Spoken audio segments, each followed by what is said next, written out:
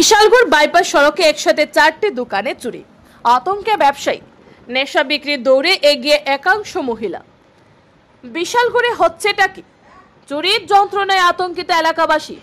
একই রাতে আদালত সহ বিশালগড় বাইপাস একসাথে 4টি দোকানে হানা দিল চোরের দল। সোমবার রাতে সমস্ত ব্যবসায়ীরা তাদের ব্যবসা প্রতিষ্ঠান বন্ধ করে বাড়ি চলে যান। মঙ্গলবার সমস্ত ব্যবসায়ীরা তাদের ব্যবসা প্রতিষ্ঠান খুলতে এসে দেখতে পায় দোকান ঘরের পিছনে টিনের বেড়া কেটে একসাথে 4টি দোকানে হানা দেয় চোরের দল। সর্বশান্ত করল ব্যবসায়ীদের চোরের দল। দোকানের মুদি মাল সহ প্রয়োজনীয় সামগ্রী এবং ক্যাশ বাক্স থেকে নগদ অর্থ লুট করে নিয়ে যায় চোরের দল। এক কথায় আতঙ্কিত বিশালগড়বাসী। তবে এই সমস্ত চুরির ঘটনায় বর্তমানে একটাই মাত্র কারণ, নেশা। নেশার টাকা জোগাড় করতে বর্তমানে বিশালগড় মহকুমা জুড়ে চোরের দল ভয়ঙ্কর থেকে ভয়ঙ্কর ঘটনা সংঘটিত করছে। এই সমস্ত চুরির ঘটনায় তাদেরকে বাধা দিতে গেলে মৃত্যুর মুখে যেতে হবে জনগণকে। যতক্ষণ না পর্যন্ত এই নেশা বন্ধ হচ্ছে রাজ্যে, ততক্ষণ পর্যন্ত এই সমস্ত চুরির ঘটনা সংঘটিতই হবে। যখন নেশাগ্রস্ত যুবকরা নেশা সেবন করতে না পারবে, তখনই তারা উন্মাদ হয়ে যায়। তখন তাদের কোনো জ্ঞান থাকে না যে তারা সঠিক কাজ করছে নাকি ভুল কাজ করছে। প্রতিনিয়ত অন্ধকার জগতে ভেসে যাচ্ছে এই উঠতি বয়সের যুবকরা।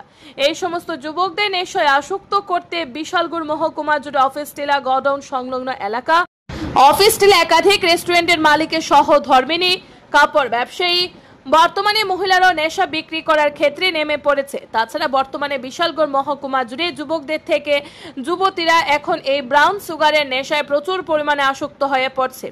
আর বেশি দিন নেই যেখানে যুবক যুবতীরা পড়াশোনা ছেড়ে নিজের কর্মজীবনের কথা চিন্তা না করে শুধুমাত্র দিনরাত নেশা সেবন করে যাবেন। তবে বিশালগড় মহকুমা জুড়ে বর্তমান যুবতীরা সবচাইতে বেশি নেশায় আসক্ত হয়ে পড়েছেন। পূর্বে বিশালগড় মহকুমা জুড়ে তেমন কোনো নেশার আবির্ভাব ছিল না। বর্তমানে যে পরিমাণে নেশার রমরমা বাণিজ্য, সমাজে বুদ্ধিজীবী মহল দ্রুত রাজ্যের স্বরাষ্ট্র দপ্তরের মন্ত্রী তথা রাজ্যের মুখ্যমন্ত্রী প্রফেসর ডক্টর মানিক সাহার কাছে জোরালোভাবে দাবি রাখছেন এই নেশা দ্রুত যেন বন্ধ করেন, অন্যথায় রাজ্যে দ্রুত যুব সমাজ কর্তৃক অন্ধকার নেমে আসছে। Bureau report, RE Dharmanagar.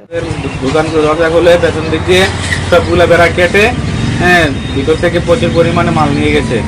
টাকা পয়সা ছিল 4-500 করে সব দোকানে ভাঙতি পয়সা সব লয়ে গেছে। 4টা দোকানের বেড়া কাটা হয়েছে পেছন দিয়ে। রাত্রেবেলা অনেকদিন আমরা দেখছি পুলিশ থাকে, কালকে আসছিল কি না এটা আমরা বলতে পারি না।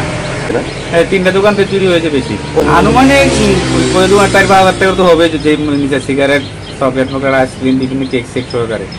আর ক্যাশ টাকা মনে ছিল প্রতিদিন 500-700 টাকা করে ক্যাশ দেওয়া ছিল, বাকি টাকা সব লয়ে গেছে।